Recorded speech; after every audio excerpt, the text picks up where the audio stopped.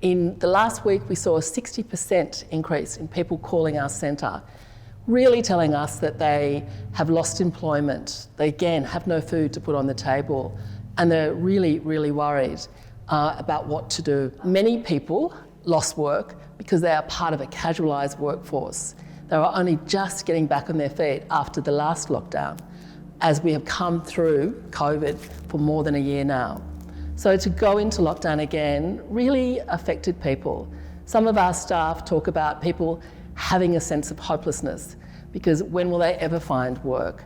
When will they be free again? Since lockdown was announced and we've had to switch to remote services delivery, we've had a lot more calls through reception. We've been averaging probably well over 100 calls per day since lockdown started. On Tuesday this week we had 185 calls, which has been the biggest this year so far. So we're getting a lot of calls from clients who are in arrears, are being threatened with eviction. People are obviously very, very, worried about their futures, worried about their kids being able to study remotely if they don't have a device, worried about how they're going to get food for next week, worried about employment. A lot of people who have lost employment are scared that they won't be able to get it back. So before this recent lockdown, we were providing food services to about 1,700 people in the community, either through our food bank or through food deliveries. And then when the lockdown came in, we had to really think about how we were going to offer food to the people that we support. So we decided to really pivot and look at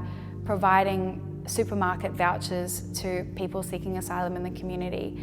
And we found that this has actually given people a lot more dignity of choice in terms of what they would like to eat, the kinds of things that they want to purchase from the supermarket. So we've had really great feedback in terms of giving people that choice. So in the health clinic, before the lockdown, we would have 2 GP clinics each week where we would see people face to face, and we could take bloods, we could refer to imaging at St Vincent's Clinic, and we would assist people with getting medications from the RPA outpatients department. Medications now need to be done in a total different way.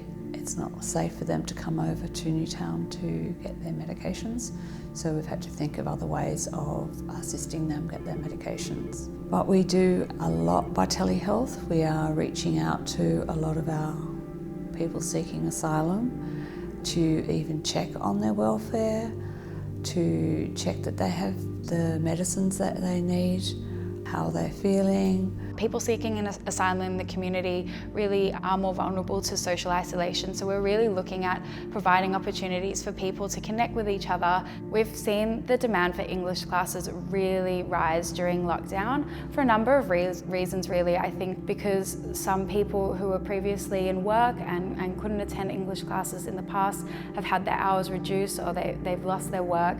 Lots of people seeking asylum in the community are looking to practice their English skills. We have been offering the Connected program at the Asylum Seekers Centre for quite some time now. Our partners at Sydney Theatre Company have been amazing at moving what was an in-person program online.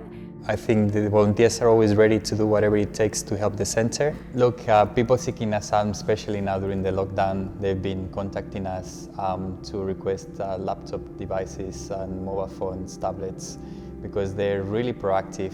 Because they've been looking for jobs, they've been studying at home, they've got kids that have to attend online school, and we have donated devices that have been refurbished by this amazing volunteer called Stephen. We actually have nominated this volunteer for the Volunteer of the Year Awards, by the way, and then we've been posting them to the people we support's home addresses. I'm so proud of all of our volunteers. They've managed the transition back to remote volunteer work really, really well. And the types of calls we've been getting through have been tough phone calls, but they've been managing to refer to our services, provide the right advice, and just being a compassionate ear for someone to vent their grievances. I'm incredibly proud of all of our staff and our volunteers who have really worked with us, and together we are supporting so many people through this lockdown.